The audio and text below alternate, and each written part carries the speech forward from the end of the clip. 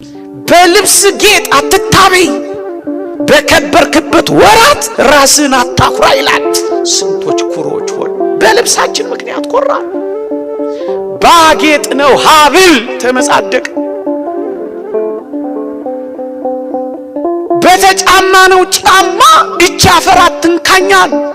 በምንነዳው መኪና ደሃውን መስታወቱን ዘጋንበት፣ ስቲከር ለጠፍንበት፣ ክርስቶስን አባረር ነው። የክርስቶስ አድራሻው የት ነው ካላችሁኝ፣ በደሃ ወይም በእንግዳ ሰው ነው። ደግሞ አለው በደሃ ወይም በእንግዳ ሰው። አንድ ሊቅ የተናገረው ላምብላችሁ፣ ክርስቶስ ዘወትር ወደኛ የሚመጣው በደሃ ወይም በእንግዳ ሰው ነው። ክርስቶስን እንኳን ደህና መጣ ማለት ከፈለጋችሁ ቢያንስ አንድ ደሃ ይኑራችሁ መታጎርሱ፣ አንድ ደሃ ይኑራችሁ መታለብሱ፣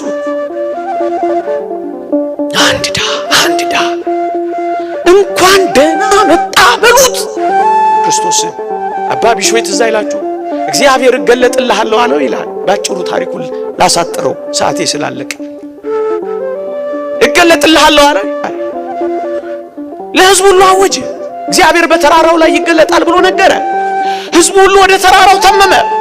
ተራራው ላይ ከመውጣታቸው በፊት ግን ተራራው ግርጌ፣ ተራራው ስር ግን አንድ ደሃ ተቀምጦ ነበር። ወዴት ነው የምትሄዱት ይላቸዋል። ዛሬ እኮ የተወደደ ክርስቶስ እኮ በተራራው ላይ ይገለጣለሁ ብሎናል ይሉታል። ባካችሁ እኔም ጌታዬ ልየው ባካችሁ ሰዱኝ እያለ ይማጸናቸዋል። እነሱስ ክርስቶስን ለማየት ወደ ተራራው ግስጋሴ። ከዛስ ተከማቸ ሕዝቡ። ልክ እዚህ ጉባኤ ላይ እንዳለው ተከማቸ። ማንን ጠበቃ? ክርስቶስ ይመጣል ብሎ ካሁን መጠበቅ ያዘ። መጨረሻ ላይ ደካማ የሆነው በጸሎት የበረታው አባ ቢሾይ እንደነገራቸው የእግዚአብሔርን መገለጥ በተራራዋ ላይ ሊያይ ወደ ተራራው ግርጌ ሲደርስ አንድ ደሃ ተቀምጧል። ሰውን ሁሉ እንደለመነው አሁንም አባ ቢሾይ ለመነው።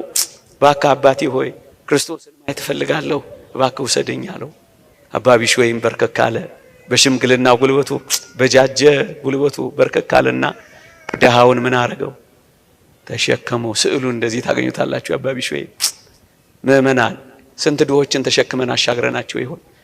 ቀን አላልፍ ያላቸው፣ ዘመን የጨለመባቸው፣ ጉልበት የከዳቸው፣ ገንዘብ የራቃቸው፣ ጤና ያጡትን የተሸከምናቸው ሰዎች አሉ።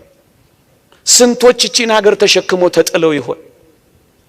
የምትሸከሙት በርከክ የምትሉለት አለ? የምትሸከሙት እንጃ።